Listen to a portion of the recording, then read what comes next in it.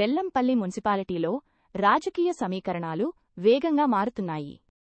శనివారం బెల్లంపల్లికి చెందిన పలువురు కౌన్సిలర్లు BRS party working president Shri KTR సమక్షంలో గులాబీ గూటికి చేరారు. పార్టీలో చేరిన వారికి కేటీఆర్ పార్టీ కండువా కప్పి సాదరంగా ఆహ్వానించారు.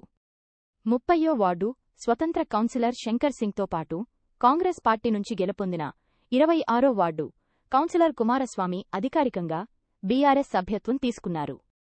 వీరితో పాటు బీజేపీకి చెందిన 34వ వార్డు అభ్యర్థి రామూర్తి కూడా కేటీఆర్ను కలిశారు. ఆయన ప్రస్తుతానికి పార్టీలో అధికారికంగా చేరనప్పటికీ బీఆర్ఎస్ విధానాలకు ఆకర్షితులై పార్టీకి పూర్తిస్థాయి మద్దతును ప్రకటిస్తున్నట్లు తెలిపారు. ఈ చేరికల వల్ల బెల్లంపల్లి మున్సిపాలిటీలో బీఆర్ఎస్ మరింత బలోపేతం కానున్నది.